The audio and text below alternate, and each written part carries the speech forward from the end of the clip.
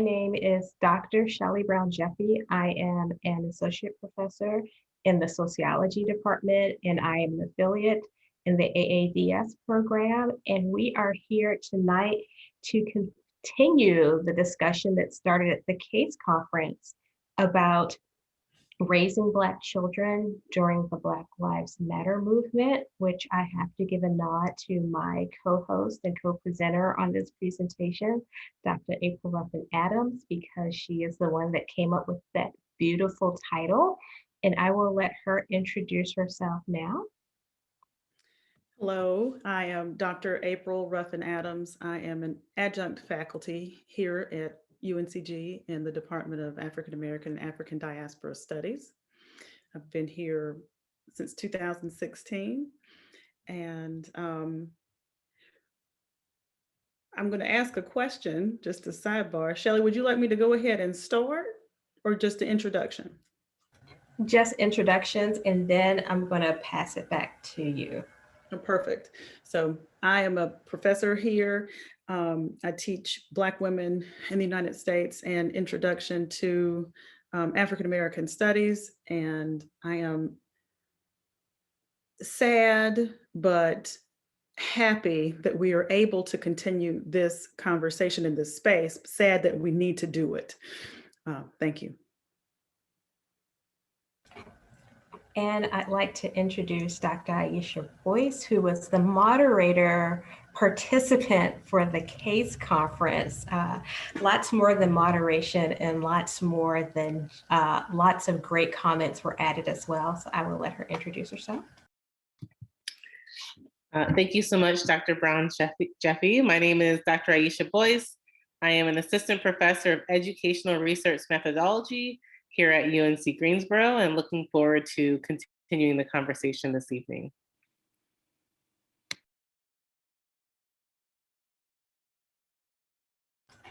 Thank you, and I'm going to hand it back to you, April, to start us off.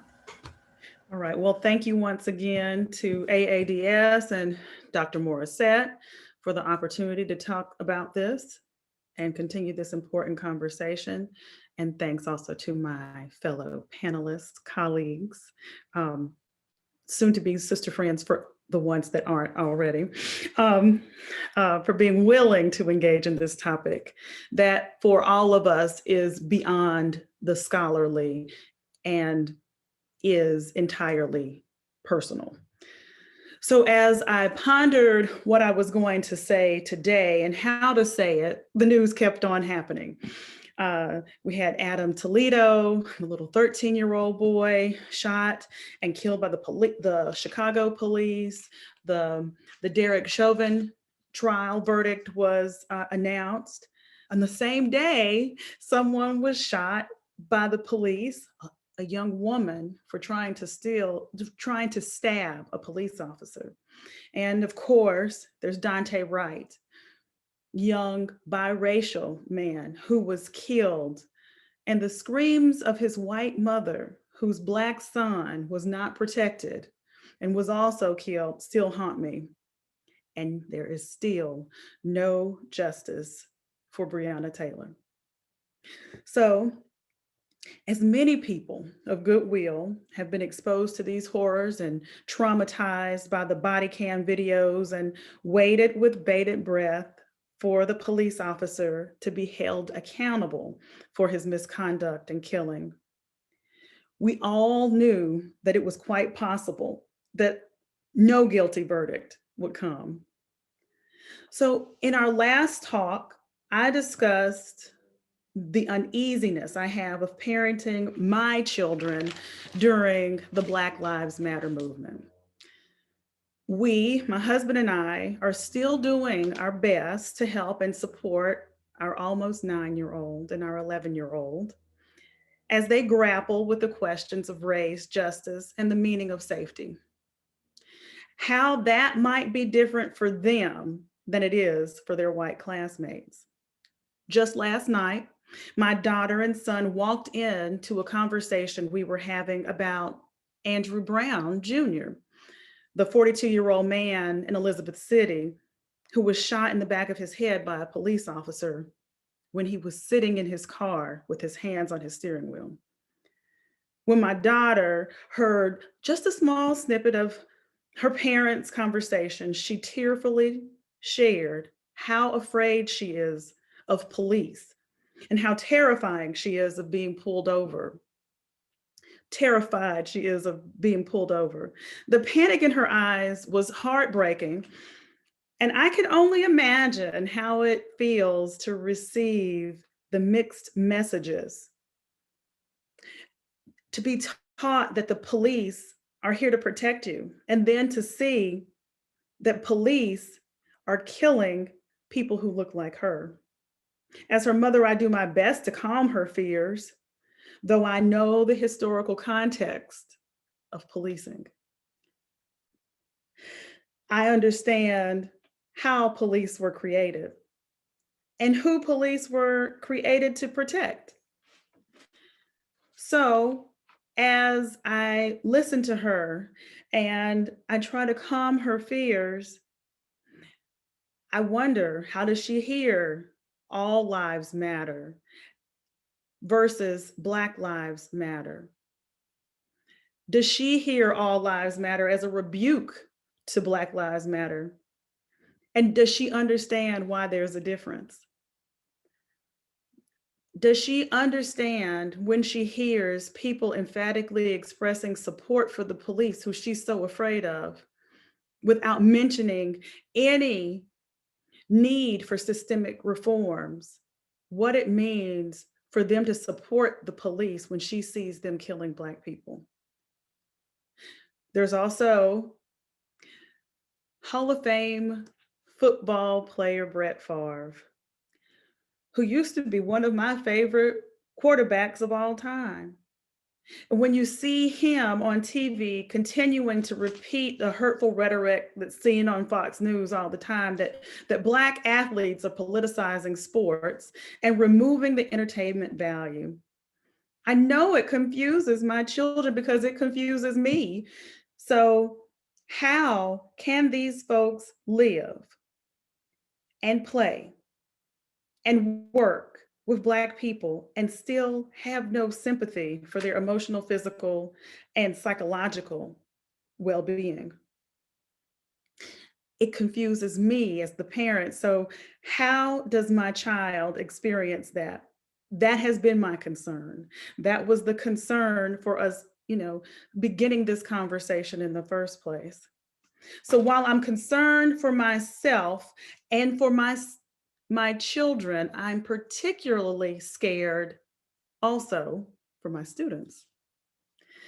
And as I prepared for this, I thought about way back in graduate school when Noelle and Shelly, Dr. Morissette and Dr. Brown-Jeffy, when I first met them, and my graduate school advisor was studying mother work and other mothering. And I've been thinking about how my concerns now are as an other mother to my students, my bright, budding, young scholars, full of potential and ready to take the world by storm. An other mother assists mothers in the duty of caring for their children.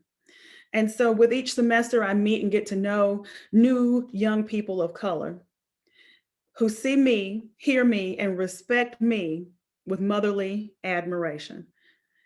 I may be their only Black professor, and I teach a subject that a lot of them really love. And we form a little bond. And from that bond, my concerns for their physical survival, their identity, and the power that is exerted upon them flows. This is what Patricia Hill Collins calls mother work. So my concerns about my students are deep. How many of them are carrying guns to keep themselves protected? I make sure they understand the Second Amendment was never meant for them. When I am teaching my students about microaggressions and their experience and asking them about their experiences on campus and in dorms or in town. I try to explain that nice doesn't always mean or substitute for racism. Racism is more than just the blatantly mean and evil folk. Racism comes in many forms. So ultimately, I don't know what to tell my other sons and other daughters any more than I can tell my own kids. I'm grateful for the progress that's been made, but fearful of where progress lags. I have no solutions, but I do have a son and a daughter and lots of students who I've tasked with finding the solutions to these questions that have no answers.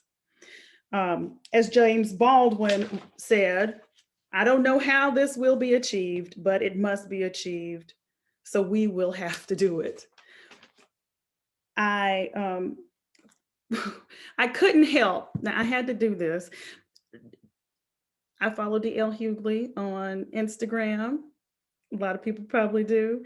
And I saw this thing that it really got to me. It's hashtag Black Lives Matters. And it says, to justify slavery, we whites portrayed Blacks as subhuman, primitive, stupid, and servile. To justify segregation, we whites portrayed Blacks as morally corrupt, ignorant, predatory, and sinful. After civil rights, we whites portrayed Blacks as evil, drug addicts, gangbangers, and welfare queens. There has never been a point in our history when we whites have systematically and institutionally valued Black lives as we do our own.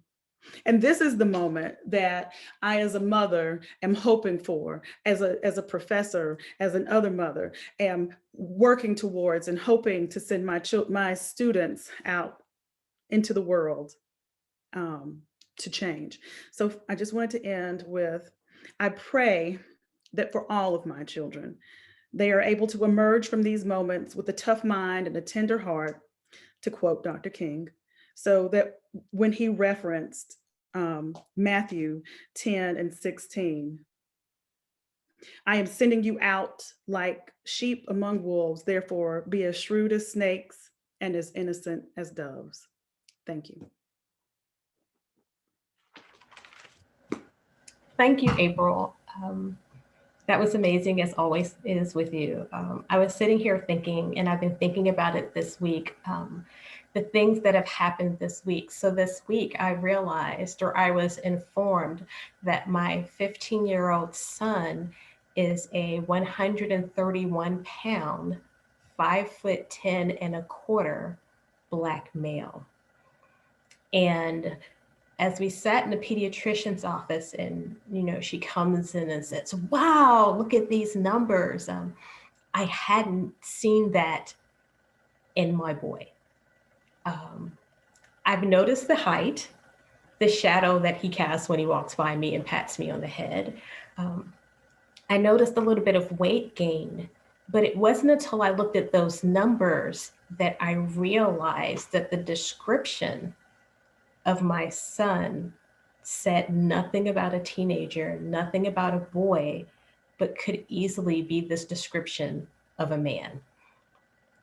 And at that moment, I thought, okay, he's becoming a man. He's a man. This is what the world sees when they see my son. There's a little peach fuzz on his lip, not a lot. He has about 10 scraggly hairs on his chin, and I laugh and I giggle when I see them because they are barely there and I have to get really close to see them. He's still a big kid. He still likes to play and kick a soccer ball and tease his mom, dad, cousins, and grandma when he gets the chance. But he's 5'10", 131-pound Black male. And I think about that a lot. And I've had to think about that a lot this week. And that's the significance of this week. Last weekend on a Friday, one of his friends disappeared from home. He got into an argument with his dad over grades because report cards came out, and decided he was going to leave the house, his grandparents' house, before his father got there. His parents reached out to PJ, as PJ is a friend, saying, have you seen him? Could you reach out to his network to see if anybody had seen them? And so my kind son sent the word out far and wide. Did he cast the net? Because he's the one that's tapped into all of the social networks. And then when there was no message back, he comes and says, hey, Mom, can we go over there? And he's in his grandparents' neighborhood. And I said, well, go talk to your dad, because I was busy working. And Dad comes to me and says, he cannot go to that neighborhood. He cannot walk around that neighborhood looking for his friend. And we had a conversation at that moment. These are $500,000 to $1 million houses, 4,000 square feet on about 1 to 3 acres, nicely manicured, special neighborhood. Yes. I won't tell you the Zillow house value, but yes, we looked it up. It's not a neighborhood where there are lots of kids that look like my son.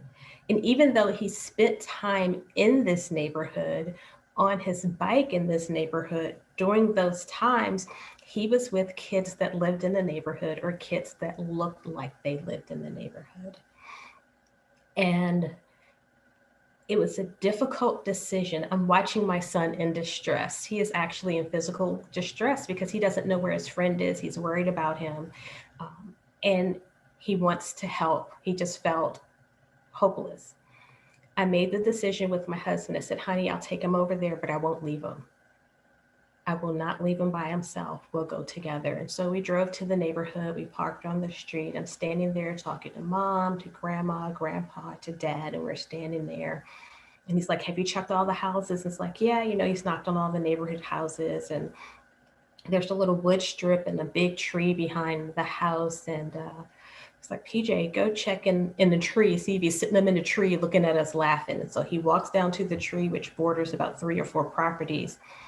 And I'm walking with the other mom, keeping an eye on him the way I did when he was 2 and we were in Walmart, to know where he is at every moment and to know what is going on around him so that I can alert him to danger. And not danger from an animal, not danger from a car going down the road, but a different type of stranger danger from the person that sees him as a Black man trespassing, and not the teenage boy looking for his friend who's missing that might just be sitting in a tree. And I'm sitting there talking to the mom, and she's like, you can leave him here with me. I'll protect him. He'll be fine. I was like, no, I can't. I really can't. I said, he'll want to go door to door, knocking on doors. It's getting a little late. It's not safe for him. I cannot leave him to search on his own. I cannot. And she understood what was going on. So we stayed there. He got in the car with Grandpa and drove around, and that was fine because he was with someone in the neighborhood and someone who had the ability to protect him. And finally, his friend came home, and we were happy about this. And I remember on the drive there, I said to him, you understand why I can't leave you alone to knock on doors? And he was like, well, yeah, they don't know me. And I said, no, honey, it's not just that they don't know you knocking on your door. You look like a Black man that they've never seen before. And we don't know what's going to happen when they open the door, and the law would let them be justified in whatever they want to do to you, because all they have to say is, I felt threatened and I was scared. And that defense has been used a lot against Black male bodies. 5'10", 131 pounds. As we were driving back that night, he's like, Mom, I'm glad you stayed. I said, why? Did it make you feel more safe? He was like, no, but it made you feel safe. And so he got that part. Even though I wasn't clearly sure, he understood why he couldn't knock on the doors. It's kind of like, I understand there's a rule, but I don't necessarily get the reason behind the rule. The very next day, he went to the same kids' baseball game, and we were out on the baseball field in Sophia, North Carolina. It's a different place out there, and baseball's a rather unique sport. There were quite a few parents that I knew and some that I had just been introduced to. And all the boys are about the same age. So we are talking about driving. And a lot of my son's friends, a couple of his friends and their moms were there. We were talking about driving. We were trading, conversation back and forth about who's passed the test, who has their permit, have they been driving with mom and dad, how's it feeling? And then one of the moms, who has an incredibly gorgeous curly-haired blonde kid, said to me, as we're continuing this driving conversation, it's like, hey, we've got these kids, they're fun, they're giggly. I had to tell my son that depending on whom you're in the car with, your behavior needs to be modified. And that if you're in the car and someone with a darker skin is driving, when the police stop you, your hands go on the dashboard and you do not move at all. Because when the police sees your friend, they see them differently than they see you. And so that conversation is kind of the yin and the yang of the situation. You're sad that that has to be the conversation. You're appreciative that a mom whose child doesn't look like you understands the dynamics. And that's one less parent that you have to school about the fact that if my son's in the car, the interaction is going to be different. And as I was thinking about this, I thought about the times that I had been pulled over by the police. And I remember when the term driving while Black was developed. And if you look, there's research about driving while Black. And it was the idea that Black drivers are pulled over more frequently by police. There was a study done on I-95 from New York to Florida, and they did the research to actually notice that Black drivers are pulled over more by police, and they were pulled over and more likely to have their vehicles searched because the police officers were looking for drugs, yet the incidence of finding drugs was actually lower for the Black drivers than for the white drivers that were also pulled over.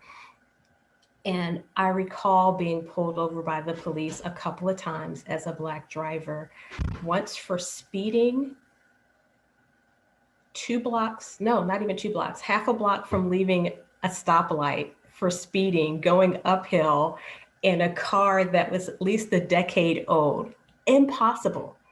But it was a reason to say, hey, it's contact.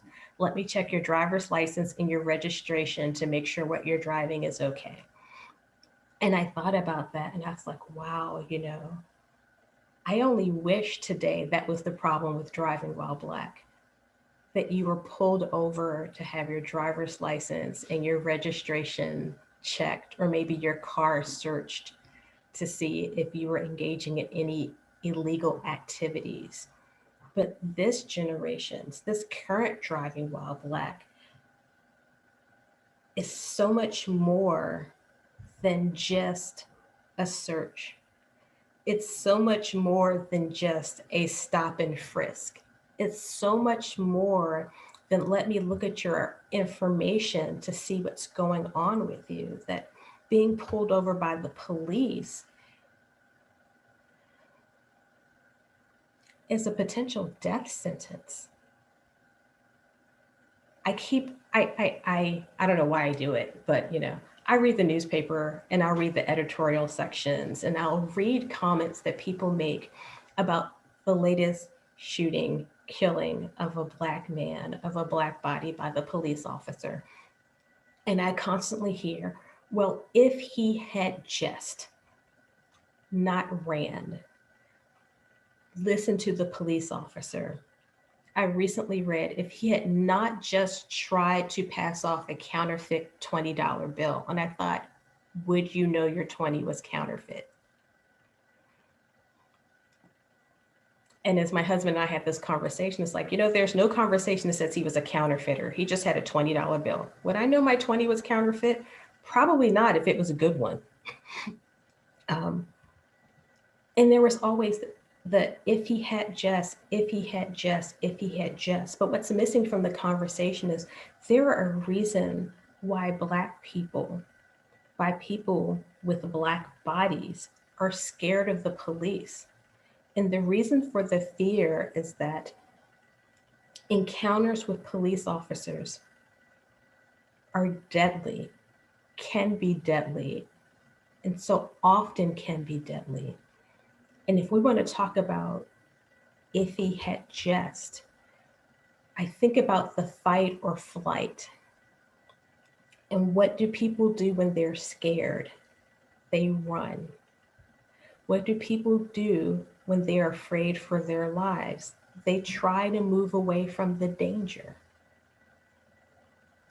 And if we begin to see, how can I say this? If police can be scared of a Black male body, why is it that a Black male body can't be scared of a police officer with a gun that we know are ready to kill them because they're scared?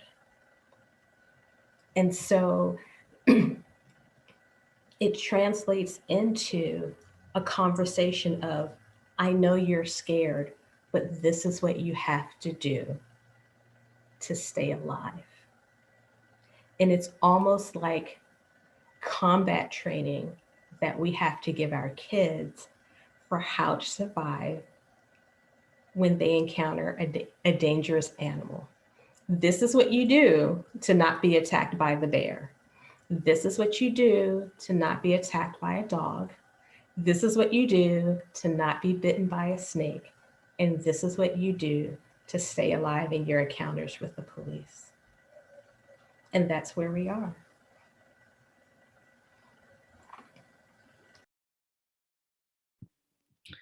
Well, thank you so much, Shelly and April, for your reflections and for your advice. I'm always in awe, kind of listening to both of your experiences and your thoughtfulness and your stories. I do have a couple of follow-up questions. I'll share a brief kind of reflection and story and then ask some of my follow-up questions. It's interesting to listen to you all because I am in, with my children, in such a different place, in such a different age group. I have an almost 3-year-old little boy, and I have an almost here little girl. She'll be born in August. So just in a very, very different place. And I'm in the process of preparing to move to a city where the demographics are very different than here in the South, very different than here in Greensboro. In fact, the Black population in the city that I'm moving to is only 7%. And that's one of the things that I've loved so much about living here in Greensboro is that, you know, my son's daycare, it's incredibly diverse. He's not the only little Black boy. And it's interesting because about a week ago, I was looking at daycares in the city that I'll be moving to. And, you know, they have all the pictures, and I was looking at pictures, and, you know, the pictures, there's either like no pictures of Black children or like there's one Black child. And I mean, it doesn't take much to get me to cry these days, being as far along pregnant as I am. But I just burst out crying because I thought, what a shame. The experience, it's going to be such a different experience for him. And more importantly, we know that there is a disparity in disciplinary action against Black children, especially Black boys, right? So this a lot of what April and Shelly were talking about didn't start by the time they were driving, by the time they're in high school, by the time they're in college. It starts all the way back even to daycare. And so I spent a lot of time thinking about and kind of reflecting on, my husband and I have been talking about what this move means for our family, even though we'll be closer to family, but what it is going to mean for the development of our children. And so that's kind of what I've been reflecting on the past few weeks. But I wanted to ask you, and either Shelly or April, you both can follow up.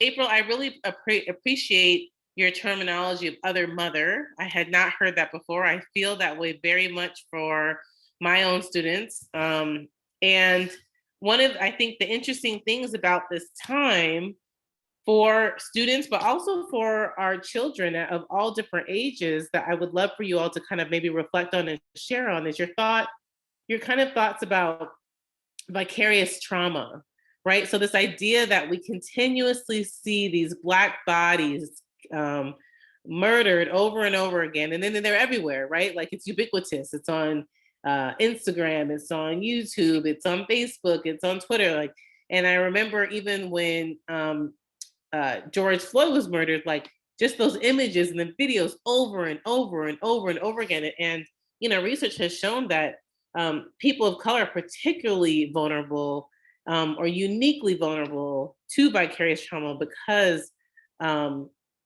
of, you know, the age of social media. And so I'm just, but it's also like, we need to know, right? We need to know that these things are happening. And so we're grateful that someone has video recorded, right? We know that if the 17-year-old hadn't video recorded George Floyd's murder, that the trial outcome could have been very different, although we're still waiting for sentencing to see how that goes. But we do know that it could have been a very different outcome. And so my first question for you all is, what are your thoughts about the impacts of vicarious trauma? To what extent do you just allow, I guess, you know, especially Shelly, your children, I don't know if you can like stop them from going on social media, but to what extent do you kind of continue to discuss this and try to like find some sense of normalcy and have this, but this is part of everyday life. But what are your thoughts kind of about the impact of children and other and students kind of seeing these images, seeing these videos over and over again?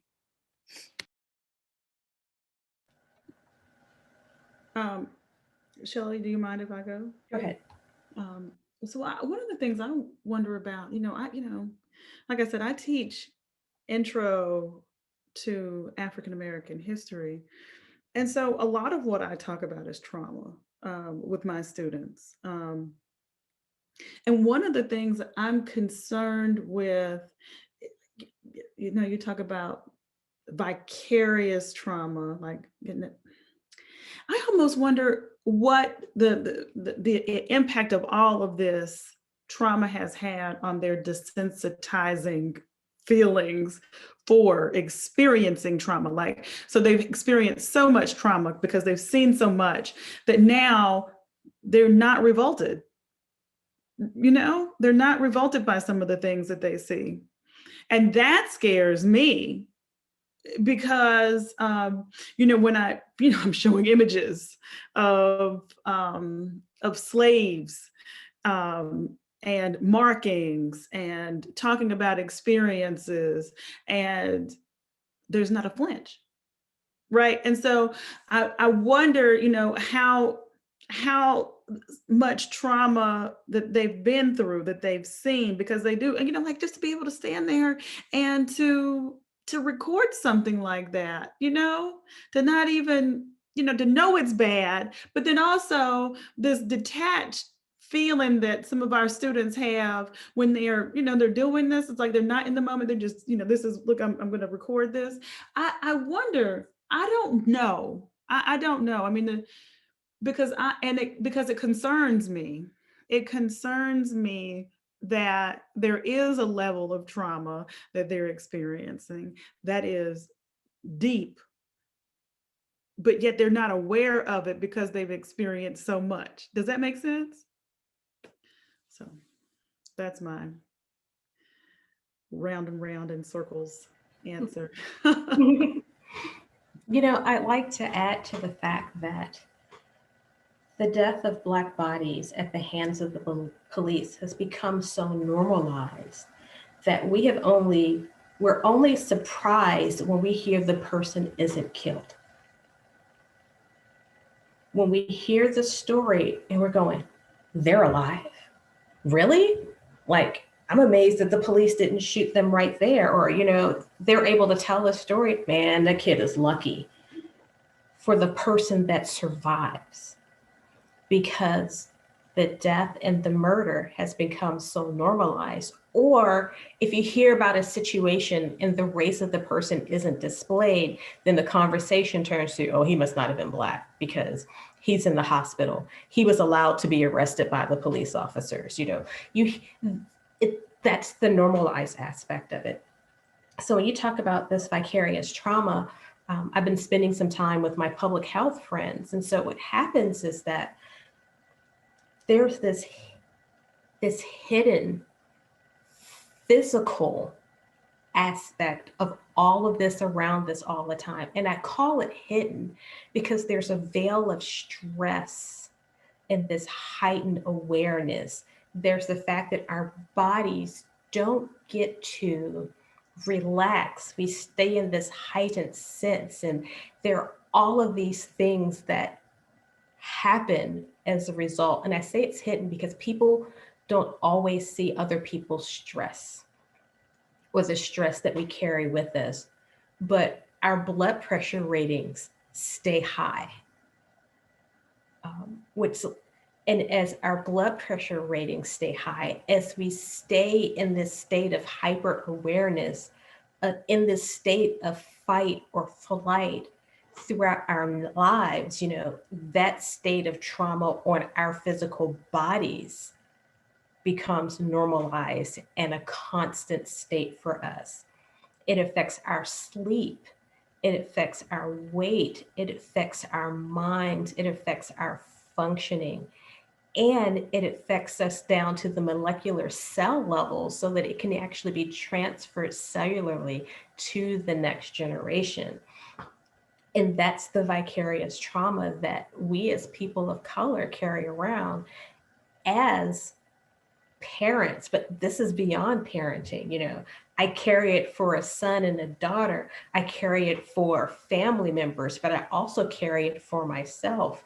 And every time I'm out, you hear the police siren around you and you tense. You tense because you don't know if they're coming for you.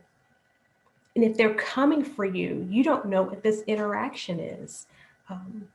Just this past weekend, my husband went out with a friend and I'm driving the friend's car. And after I get on the road and I'm driving down the highway, my mind goes to, oh crap, and that's not the word I used. I didn't ask where the registration was for this car. And so if the police stop me and I have to look for this registration, what is that going to signal? Now, this is after my hands are on the steering wheel, do not move. And I look at my son and say, if you move, you are punished for the rest of your life. And that's the nice version of what I would say. And then license and registration, I don't know where to look in this car. I'm going to start with the glove compartment, but anyone who's ever looked for something in a full glove compartment knows that it takes a long time. And anyone who's ever been waiting for someone looking for something know that as the person waiting, it seems longer time than the person that's actively looking.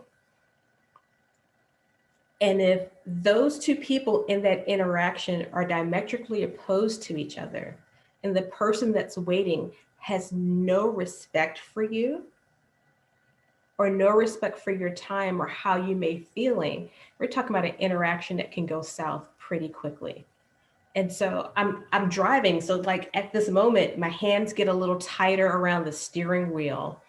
I sit up a little higher in the car as I'm driving, and I can feel the tension going down my neck. And this is a tension that doesn't leave until I park the car. And so that's the vicarious trauma. Now, you asked me, what does it do to my son? He doesn't watch the news unless it's on TikTok. He probably doesn't see much of it. And so part of me is happy that he doesn't go through that. But then there's the other part of me that has to show him to make it real. I remember when he was little and he played soccer many, many police chiefs ago with one of the kids whose dad was the police chief for Greensboro. And one day he showed up in his uniform. And I said, oh, go get the boys and get them to behave because the coach is like, they're not paying attention. He's like, nah, I don't want the boys scared of me. And I looked at him and I was like, wow, you know, you don't want the boys scared of you.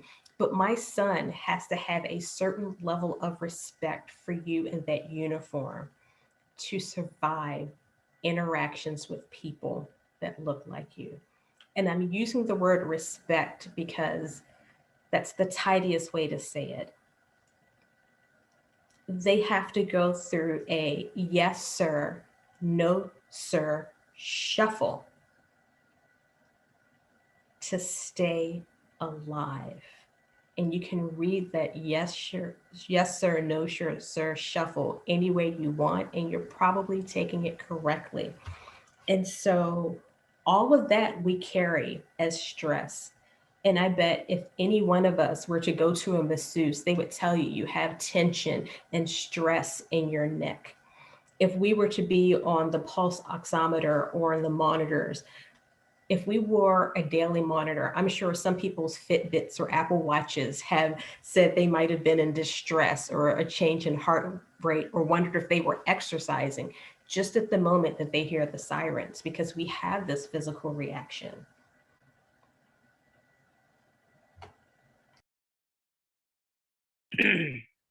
Thank you. I appreciate those responses. It makes me think of this video that made its rounds on social media as a little Black boy playing basketball in front of his house. And he, I don't know if you've all seen this, he sees like a cop car coming. Like he kind of like notices out of the corner of his eyes, and he drops what he's doing and kind of like goes behind and hides. Like in front of his own house, or it's like his grandparents' house, or like that. And to me, it's, you know, that was like, it was just incredibly heartbreaking. I think it made its rounds after this past summer. Okay, so another kind of follow-up question for you both. One of the things that when we last had this conversation that those who were in attendance were really wanting to hear more from you both about were just about strategies for how to talk to your children, strategies for how to talk to your children's friends, strategies for talking to your children's teachers. I'm wondering if you can give us, you know, like the Cliff Notes version of some of your thoughts about engaging in these important conversations. And you've already both have alluded to some of this in your reflections and in your stories, but the Cliff Notes version of how you all have gone about talking to your children, talking to your children's teachers, like just different kind of groups about why this topic is so important. And yeah.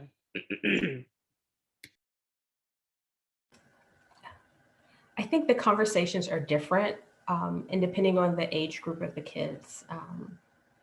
And being an educator doesn't, I guess in some ways it makes it easier, but sometimes it also makes it seem like a lesson.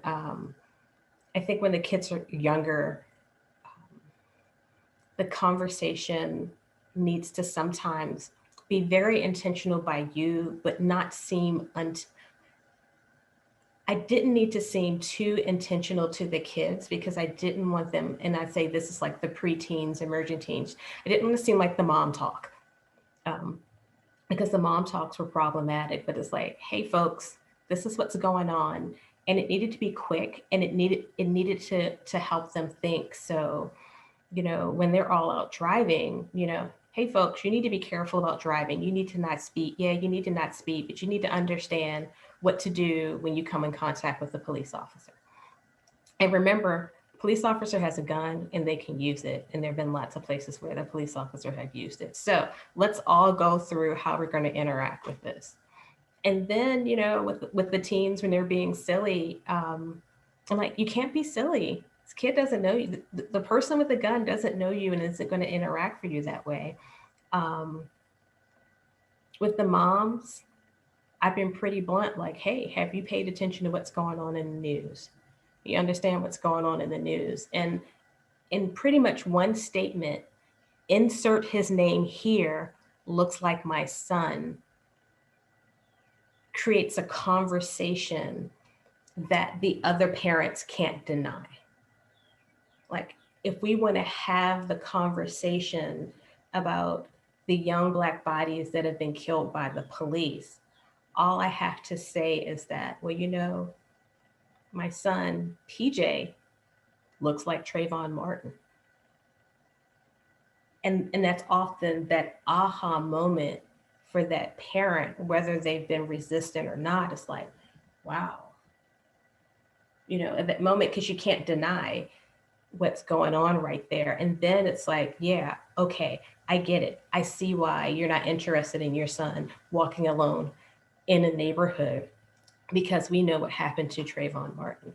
Um, and that's the conversation to have with the parent, to say, hey, my kid looks like this kid that this horrible thing happens to. I'm not giving a history lesson. I'm not giving a social justice lesson. I'm telling you, my kid looks like the one that was shot by the police. And you need to understand that because my kid looks like the kid that was shot by the police, these are the things that I need to do to help him be safe. And these are the things that you need to do. And these are the things that your kids need to be aware of to keep my son safe. And I've had some of these conversations with his friends, like, hey, he looks like that kid. And they may giggle, yeah, you kind of do. All right, now what happened to that kid when he was doing that? And you know, the kids are like, wow, that's kind of messed up. Yeah, that is messed up. So let's think about that. I'll let April talk a little bit about teachers. Um, but in the academic setting, I'll say with teachers, with other educators, I'm a lot more blunt. I don't beat around the bush. I won't say my kid looks like this kid, you should get that. I'll say, here's a systematic issue, here's the structure, here's what you need to do. And I'm much more directive. In a situation where I think that there's something fair or unfair that's going on, I'll ask directly, what is this? What's going on? Why is this the situation?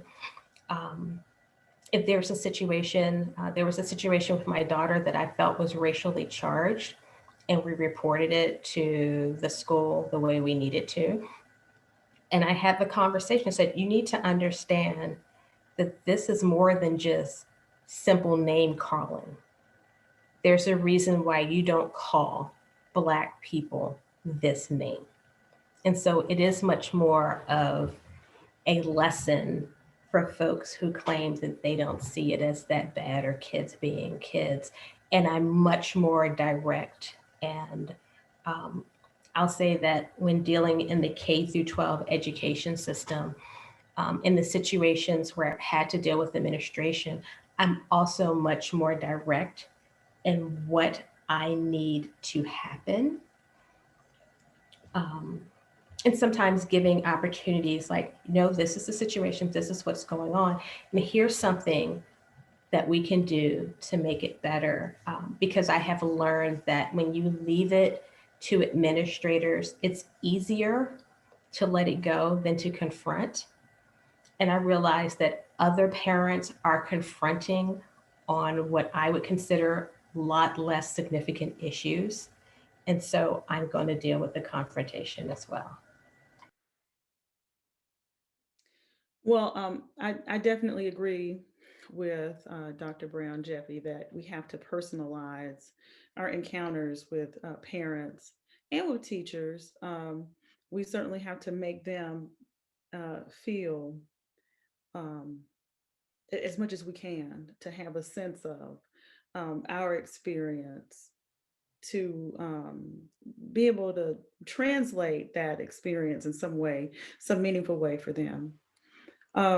Now, as far as teachers go, I recently sent my children's teacher an article from Teaching Tolerance on the weaponization of whiteness. So I'm probably not the easiest parent to deal with on that. I try to send them something once a week. I deal with them as a professional. Look, this is what I have: a PhD and an MSW. This is what I do. So guess what? Here you go. Chop, chop, chop, chop, chop. Daily, you know? And I think that that helps to change the way the teachers think about you, right? So if you talk to them as a professional, then they're not going to see you as just some. I've always had, like as a school social worker, I've always had a problem with the way Black mothers are treated when they walk into schools. And so I'm not having it. I'm not having that. I wouldn't have it when I was a school social worker with the moms. I would advocate for them, and I know how to advocate for myself in a situation like that. And I think it's important for us as mothers, particularly the three of us, with the type of privilege and agency that we have, right?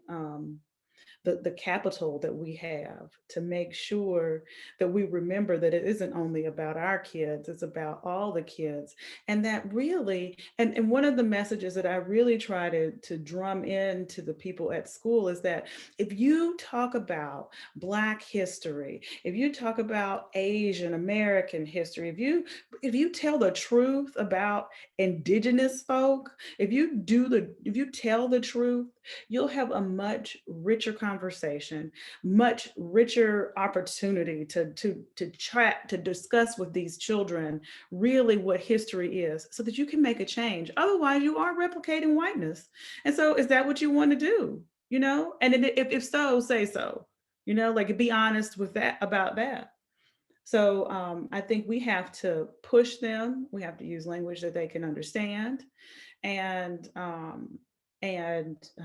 make sure that that when I say language we understand, that could be you speaking, and also um, concrete information sharing with them. Go to NPR, make it NPR, like, get to what they're reading, send it to them, send them something from Teaching Tolerance, send them something from an educational resource that they may not expect.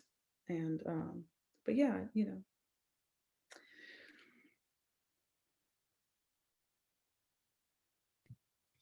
Thank you, Will, for that. I think that that's incredibly helpful. Um, other thoughts that you've had as we've kind of been having conversations, anything that you wanted to come back to that you haven't had a chance to talk about? What I was thinking about, what you said, Dr. Boyce, about George Floyd murder being recorded. And of course, my husband and I were talking about Rodney King and how the recording didn't help in that same situation, and which I think is, when you start talking about this vicarious trauma again, that made me think of all of that. Well, we were bracing ourselves because we have already been there. We've already been there. And the fact that we have to continually explain this to people is really, the preparation for this is something that I did not want to do, right? But it would seem like every day something else is happening that says, April, you got to do this. You've got to do this.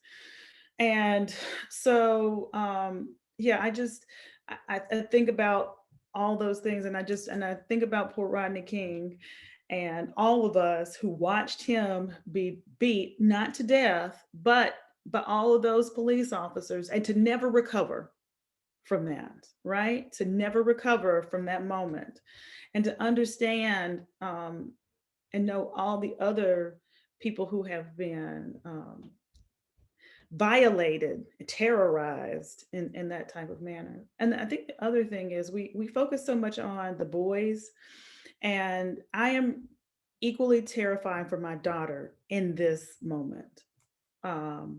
Not, she's an empath, so she's absorbing everything. But I think also, the fact that we still are, we're still chanting no justice for Breonna Taylor. We still haven't had any justice for Breonna Taylor. That's the scariest one of all. I mean, that woman was in the bed by herself in her home and killed, and we still can't get just the state of affairs makes it a scary place to be a parent of children of color. And I remember being, I don't know if I said this the last time, but being on the table when the doctor told me I was having a boy, and crying, not because I wasn't happy, but because I was unsure of how I was going to do it, and the task. And that's what, that mother work, this concern for their physical survival, their identity, and the power that they have to exert, and that is exerted upon them. So I just think that this is a more important topic than probably people could ever know. And I think the final thing, Ayesha, Dr. Boyce, is that we have to be sure that when we are talking about this, we're able to code switch, because we can't always use these academic terms. We need to be able to just talk about this to people in regular voice. And so that's one of the things I was trying to do tonight, is just say it just say it, instead of trying to prettify it. We just need to say it so that people can understand, no matter who is listening to us, understand that what this means from all aspects of the situation. So thank you. Thank you. You can call me Ayesha, it's fine. I have one thought, and then would love to hear if Shelly has additional thoughts. Dr. Brown-Jeffy has additional thoughts. One of the things that you said that really stood out to me was this idea that we spend a lot of time talking about Black boys, and rightfully so. But I also think about all of the the things that young Black women go through, from the over-sexualization of Black bodies, right, at young ages. And so I think you're absolutely right. I think kind of having that in the back of my mind currently as well. I also wanted to say one thing, respond to your thoughts about code switching, which not specifically about code switching, but this idea of our emotions and how when we go and kind of talk to other people. I've often told my students that I'm not in the business of policing people's anger or their fears or their tears or any of these things. Like, you can come to me however you want to come to me, but there are going to be repercussions, especially if you come in certain ways, but you come how you feel, right? But when I think about when it's time for me to, talk to others about how I'm feeling, when it's time for me to explain why some of these things are important, I think about like the future and me, going and talking to teachers and going and talking to others.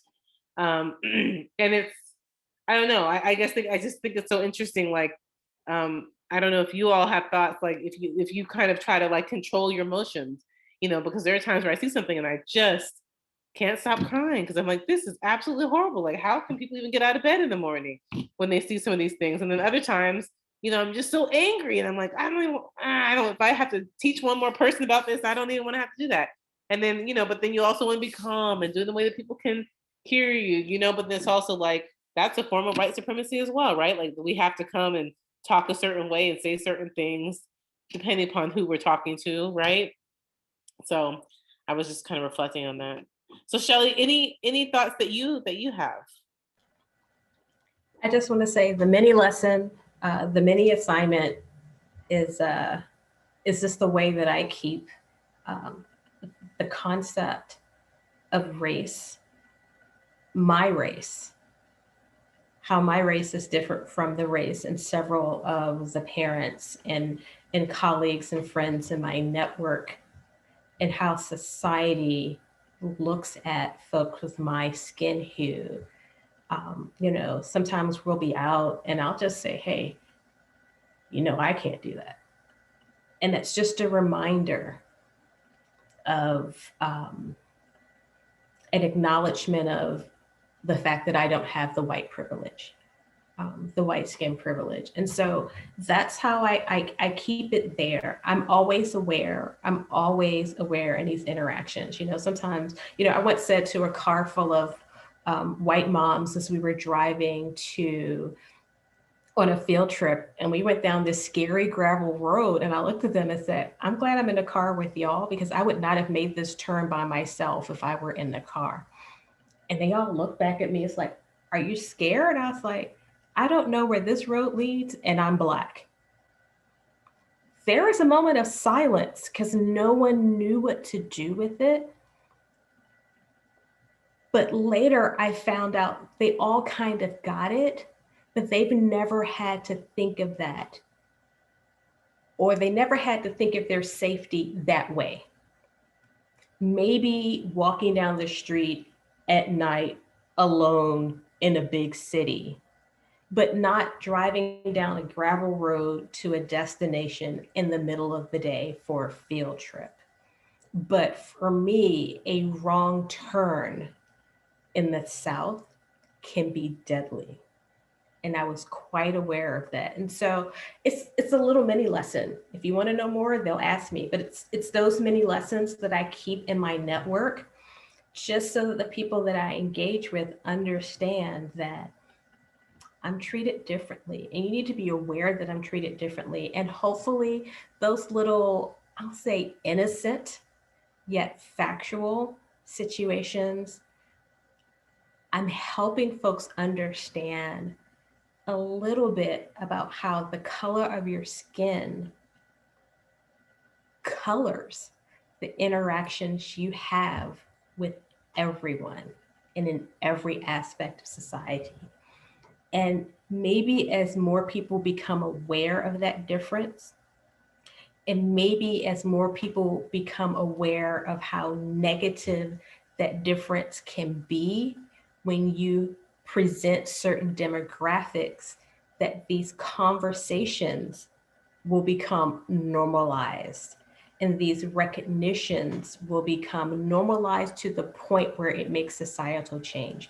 Not normalized to the point where we pass it off, but normalized to the point where we make societal change. And that's the sociologist in me. You know, I can change the world by writing a paper, or I can change the world one interaction at a time, hoping that I've infected that person to pass on that change as well. Well, one kind of final topic I want us to broach with the little bit of time we have left is, we've talked a lot about preparing others. We've talked a lot about talking to our own children. And one of the themes that really resonated with me and that I will take with me from the last conversation was this idea of kind of like self-love, and this idea of building um, up kind of like not just like a perseverance, but just a love within our children. Shelly, one of the things you said that you used to tell your children all the time when they asked you your favorite color was brown. And I literally think I'm going to take that. Like, I just think that is just, I just think that's just beautiful. Like this idea, you know, especially from as people of African descent, we're all different hues, right? And we know that we're talking a lot about racism right now, but there is colorism that happens, right? And when I think about, you know, my family, we're a rainbow from, you know, the lightest light to the darkest dark. And who knows what this little girl is going to come out looking like, because my husband's Nigerian and he's very dark skinned. So you just never know, right? And so I've just like really embraced this idea of like telling my son, like, oh, your skin is so beautiful. Like, oh, this looks really nice. Or, oh, mommy really loves, you know, this. And so that, like, you know, as conscious as I am of so many things like that, those are the type of things that like never really occurred to me. And, you know, I had always got books with various characters in it of different races, especially Black characters. But, you know, this idea that, you know, I remember when my son was first born and we used to take him and to church, and we'd be like, to the African church, and we'd be like, oh my gosh, he's so light skinned. Like oh, you're so lucky. He looks just like you. And I would be like, well, one, he's not going to stay that way because, like, you know, we usually get darker as we get older. But two, like, no, he's beautiful just the way he is, whether he was dark, light, anything. And so that really resonated with me. So I don't know if you all have any thoughts about colorism, or just kind of raising up children who love themselves in this time of Black Lives Matter. with respect to colorism. Maybe we might kind of end there with some any advice or strategies you both might have. Well, I do think it's important to bless their bodies, right? To make sure you bless their body, that you are perfectly and wonderfully made. It is important to do that. I think also to make sure you control that the issue of colorism, you really address it. Dr. Andrea Hunter told me a story years and years ago when she was my graduate school advisor. And she told me a story about Hunter, and she said she used to sing him this song that you're my little chocolate drop. And then she said that one day he went to school and he came back and he didn't want to hear that song anymore. And she said that somehow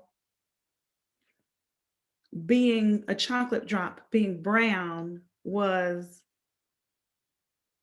communicated to him as negative. Now, the way that they were trying to communicate it was that that you're Black and I'm white and but we're all the same. And it got in his, of course, brilliant mind. He found, that there's a difference here. And so that would probably be my my consideration, is that you do that, that you control that the idea of colorism, that we do come in all different, and you bless it, and you bless that over and over and over again, so that you take control of that narrative, so that when they hear it in some other way, that it is maybe like not appropriately done, even innocuously so, that you have taken control of the narrative, so that they understand that whatever shade we are beautiful. And that just because my brother is this color, and just because my sister is this color, this is really important. And we have to bless their bodies. So that would be my recommendation. You're on the right track. As the mother of a daughter who, for the first several years of elementary school, would say that she wanted to be white with yellow hair, we have dealt with this because her best friend was white with yellow hair. And when I say I spent years, she spent years having these conversations. And when you talk about the different hues of family, I giggle because I would always say to her, well, honey, if you had white skin, you wouldn't look like anybody in the family. You wouldn't look like mommy. You wouldn't look like daddy. And she said, oh, but I look like grandma. And my mother is a very fair complexion, probably your complexion, Noelle. And so I couldn't stop her there. I mean, she's like, you're right. I was like, yeah, but you wouldn't look like mommy and daddy, but she wouldn't be alone in the family. And so we would constantly talk about this to try to get to the root of it. And this is where I started, the whole, your brown skin is beautiful, your Black skin is beautiful. And we finally got to the point of the conversation. She's just like, Mom, when I get out of the pool, I wish my hair was like that too. And I said, well, honey, I wish my hair was like that too, but it's not. But I love my beautiful brown skin, and I love your beautiful brown skin. And we'll just find a way to make your hair more manageable when you get out of the pool. But I also had to remind her that after all of the soccer games where she had beautiful braids in her hair, all the moms would talk about how her hair was amazing, and all of her teammates wanted braids as well. We're not going to get into cultural appropriation. That's a whole other conversation. But I wanted her to understand that her beauty was admired by others as well. One of the things I find, especially when I speak to little Black girls, is that I remind them that they are beautiful and they are intelligent. So I don't just put it all in beauty, but I remind them that they are smart, that they are valued, and they are intelligent. I'm not one of the parents that was bright enough to do the daily affirmations with my children. I've seen about all these parents that do these daily affirmations, and these kids have these daily affirmations. But I have spent time trying to say that, you're beautiful, your skin's beautiful, you're intelligent, and you're an awesome person. That doesn't mean that I won't admonish you for when you have done something that I think is outside of your character that you should not be doing. But I recognize the beauty that you carry within you. Um, and it's funny, parents would always say, "Oh, she looks like her dad or she looks like her mom." I always say, "Yeah, but better, but cuter." He looks like his dad, yeah, but cuter. She looks like you, but better. Um, because I think that we have to remind our beautiful brown children, and whatever shade of brown it is, that your brown is beautiful. I see your brown, and that you're intelligent, and that you're smart, and that you can do great things. You are doing great things. And I think we can say this to our children without giving them, overly praise for everything they do. But it helps. A positive body image helps, and especially for girls.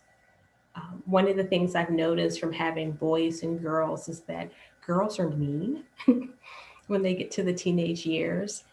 It can be a lot more traumatic for girls in terms of physical appearance than it can be for boys. And I'm saying can be, not absolutes, but can be, just because of the way physical appearance is used within American society.